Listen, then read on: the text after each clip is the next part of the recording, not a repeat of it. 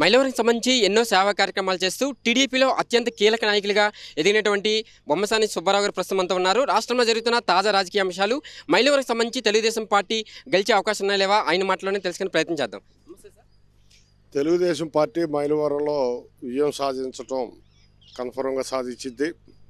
అట్లానే కృష్ణా జిల్లాలో అంటే ఎన్టీఆర్ జిల్లా కృష్ణా జిల్లాలో చాలా గణనీయమైనటువంటి స్థాయిలో 14 సీట్లు అయితే వెరీ క్లియర్గా కనపడుతున్నాయి. పాత కృష్ణా జిల్లాలో రాష్ట్రంలో చంద్రబాబు గారి నాయకత్వం రావాలని చెప్పి పేద బడుగు బలహీన వర్గాల దగ్గర నుంచి వ్యాపారస్తులు, ముఖ్యంగా విద్యార్థులు, చంద్రబాబు గారు వస్తే కానీ మనం చదువుకున్నటువంటి చదువుకి మనకి ఉద్యోగ అవకాశాలు రావు అనేటటువంటి ఆలోచన విధానం ఆ విద్యార్థుల్లో, నూతన యువతలో ఎక్కువగా కనపడుతుంది.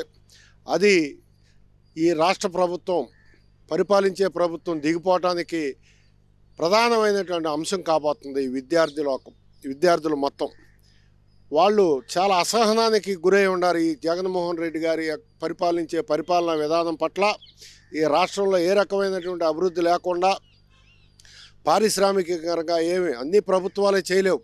ప్రభుత్వాలే పిల్లలందరికీ కూడా ఉద్యోగ అవకాశాలు కల్పించడానికి అవకాశాలు ఈ దేశం కాదు ప్రపంచవ్యాప్తంగా కూడా అది సాధ్యమయ్యే పనే కాదు. వ్యాపార రంగాలు ఎప్పుడైతే ఇక్కడ అభివృద్ధి జరుగుతాయో అప్పుడే చదువుకున్నటువంటి పిల్లలందరూ కూడా ఉద్యోగ అవకాశాలు వస్తాయి అనే భావన పిల్లలందరూ కూడా మనకంటే చాలా ఎక్కువగా ఆలోచిస్తున్నారు.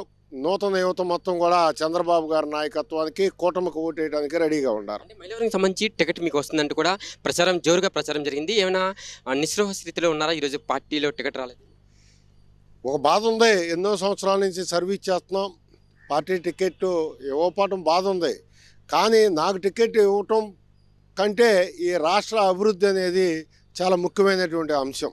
తెలుగుదేశం పార్టీ అధికారంలోకి వస్తే ఎమ్మెల్సీ అటువంటిది ఏమైనా వచ్చే అవకాశం?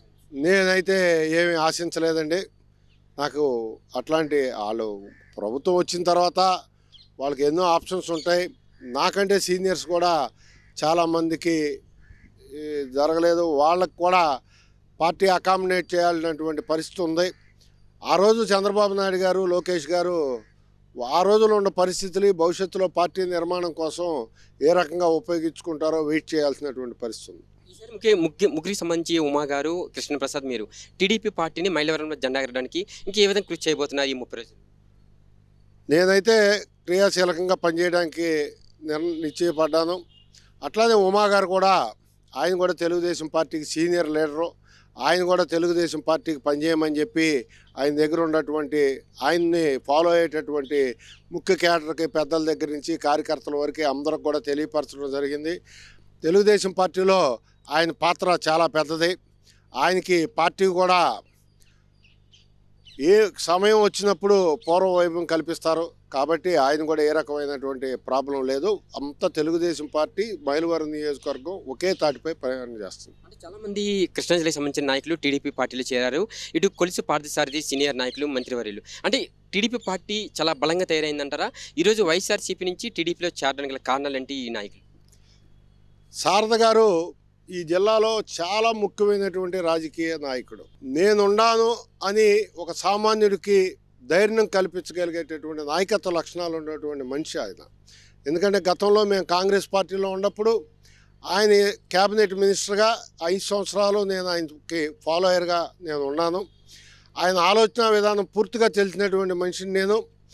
ఆయన ఒక సబ్జెక్టు పేదల దగ్గర నుంచి ఏ రంగం నుంచి వచ్చినా దాన్ని ఇందులో వాస్తవం ఉందనుకుంటే వారి వెనకమాలుండి ఆ సమస్యను తీర్చడానికి ఆయన చూపించేటటువంటి ఏకాగ్రత, అంత ఆలోచన విధానం, నా వల్ల వీళ్ళకి న్యాయం చేయాలి అనేది భావించి వాళ్ళు నా గురించి మంచిగా చెప్పుకోవాలని ఆలోచించేటటువంటి మంచి ఆలోచన గల నాయకుడు. వైనాట్ 175 అంటూ అధికార పార్టీ నాయకులు మాట్లాడుతున్నారు. ఈరోజు సంక్షేమ పథకాలే మా విజయానికి తొలిమెట్టుగా భావిస్తున్నారు. ఈసారి ఖచ్చితంగా మరలా వచ్చేది కూడా వైఎస్ఆర్ కాంగ్రెస్ ప్రభుత్వమే అంటున్న జగన్మోహన్ రెడ్డి గారి గురించి. జగన్మోహన్ రెడ్డి గారు సంక్షేమం ఈయన ఒక్కడే చేయలేదండి. ఎన్టీ రామారావు గారే అసలు ఈ సంక్షేమ కార్యక్రమాలు ప్రవేశపెట్టినాడు. సంక్షేమం కొంతవరకు అవసరం. 60 సంవత్సరాలు దాటిన వారికి, వైద్య రంగంలో అవసరం ఉన్నటువంటి వారికి, విద్యారంగంలో అవసరం ఉన్న వాళ్ళకి ప్రభుత్వం సంక్షేమం చేయాలి.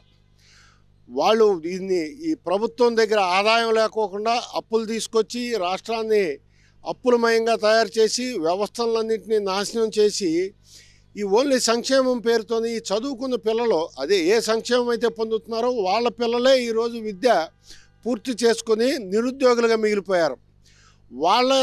వాళ్ళకి జీవనోపాధి కల్పిస్తే, ఉద్యోగ అవకాశాలు కల్పిస్తే వాళ్ళు గౌరవప్రదంగా వాళ్ళ తల్లిదండ్రుల్ని, వాళ్ళు వివాహం అయిన తర్వాత భార్య పిల్లల్ని గౌరవప్రదంగా చూసేటటువంటి పరిస్థితి రాష్ట్ర ప్రభుత్వం ఏర్పాటు చేయాలి. కానీ మేమేదో సంవత్సరానికి ఒక 5 ఏళ్ళు ఇస్తామో 10 ఏళ్ళు ఇస్తామో వాటితో మీరు ఏదో ప్రభుత్వం మీద ఆధారపడినటువంటి అనాథలుగా వాళ్ళని తయారు చేయడం అనేది సమాజానికి మంచిది కాదు. కూటమి గురించి కూడా ఏమంటారు? జగన్మోహన్ రెడ్డికి భయపడే ముగ్గురు కలిసి వస్తున్నారంటున్నారు.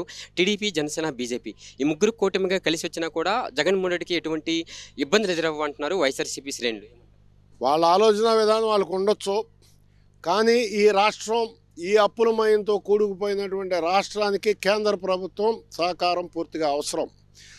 పవన్ కళ్యాణ్ గారు ఆయన ఏ స్వార్థం లేకుండా ఈ రాష్ట్రంలో జరుగుతున్నటువంటి దుర్మార్గమైనటువంటి పరిపాలనకు వ్యతిరేకంగా ఆయనే వాలంటరీగా చంద్రబాబు గారికి సపోర్ట్ చేయడం జరిగింది. అతనికి నమస్కారాలు చెప్పాలా.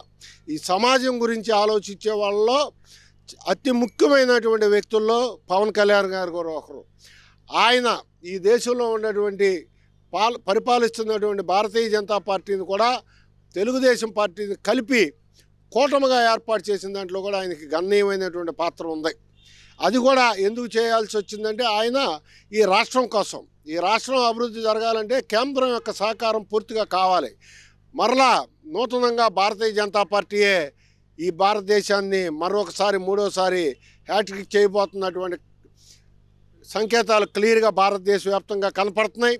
ఈ రాష్ట్రం యొక్క ప్రజల యొక్క అవసరాలను తీర్చడం కోసం మనం రాజకీయ పొత్తు ఉండటం అనేది ఈ రాష్ట్రానికే చాలా మంచిది.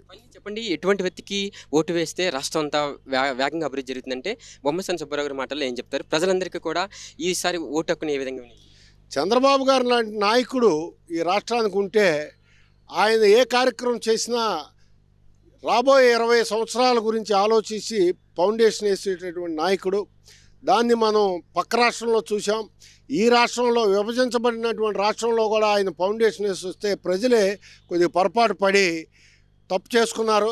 దాని మూలంగా మనం 15 సంవత్సరాలు అయితే మినిమం వెనకబడిపోయాం. అదే చంద్రబాబు గారు అయితే 7-8 సంవత్సరాలనే ఈ రాష్ట్రాన్ని మళ్ళీ ఒక గాడిలో పెడతారనే భావంతో మేనుంటాం కాదు. సమాజంలో ప్రతి బాధ్యత గల వాళ్ళు రోజు టీవీలు చూసేటటువంటి మహిళలు కూడా వ్యాఖ్యానిస్తున్నటువంటి వ్యాఖ్య ఇది. పోల్ డే, ఇంపార్టెంట్ డే మే 13. ప్రజలందరూ ఆలోచన చేయాలా. మనం ఒక్కరోజు తీసుకునే నిర్ణయం ఈ రాష్ట్రం అగ్నిగుండంగా మారిపోతుందా, అనాథ అయిపోతుందా, అసలు అప్పులమయంతో ఈ రాష్ట్రం ఎక్కడ వెనిజులా అనే ఒక దేశంలో ఇలానే సంక్షేమం చేస్తుంటే ప్రపంచంలో అంతకంటే ధనిక దేశం లేదంట. ఆ దేశం ఈ సంక్షేమాలతో ఆ దేశం ఏమైపోయిందో కూడా తెలియనటువంటి పరిస్థితి, అంత పేద దేశం ఈ ప్రపంచ చిత్రపటంలోనే లేనటువంటి పరిస్థితికి వచ్చింది. అది ప్రజలందరూ కూడా గమనిస్తున్నారు. సహాయం అనేది ఒక లిమిట్గా ఉండాలా. అది అతిక్రమించిన తర్వాత ఎవరైనా సరే ఒక పెద్ద కుటుంబం అవ్వచ్చు, ఒక రాష్ట్ర ప్రభుత్వం ప్రజల దగ్గర నుంచి రాబడినటువంటి ఆదాయం ద్వారా ఇతర వనరులు సేకరించి రాష్ట్రాన్ని అభివృద్ధి చేయాల్సిన పరిస్థితుల్లో రోజువారీ అప్పులు చేసుకుంటే, అప్పు ఎప్పుడు చేయాలా? తుఫాను వచ్చినప్పుడు చేయాలా, ఏదైనా కరువు వచ్చినప్పుడు చేయాలా, వర్షాభావం పరిస్థితులు వచ్చి అట్లాంటి పరిస్థితుల్లో రాష్ట్ర ప్రభుత్వం దగ్గర లేకపోతే టెంపరీగా అప్పు తీసుకొచ్చి దశల వారీగా తీసి సంక్షేమం చేయడానికి అప్పులు తీసుకొచ్చేటటువంటి ఈ దేశంలో ఈ స్వతంత్రం వచ్చిన తర్వాత ఈ మహానుభావుడే అతను వ్యక్తిగత స్వార్థం కోసం ప్రజల డబ్బులు దుర్వినియోగం చేసి ఆయన ఇంటి దగ్గర నుంచి తీసుకొచ్చినట్టు సంక్షేమం చంద్రబాబు గారు చేశాడు, ఎన్టీ రామారావు గారు చేశాడు, రాజశేఖర రెడ్డి గారు కాంగ్రెస్ ప్రభుత్వం చేసింది, తెలుగుదేశం అది ఒక పరిధి మేరకు చేశారు. ఇది పరిధి దాటిపోయినటువంటి వ్యవహారం. ఇది రాష్ట్రానికి మంచిది కాదు. సమస్య లేని ఇల్లు ఉండదు, పరిష్కారం లేని సమస్య ఉండదు. బంధాలు గొప్పవి, బాధలు చిన్నవి. మీ సమస్యని మేము పరిష్కరిస్తాం. రండి, మాట్లాడుకుందాం.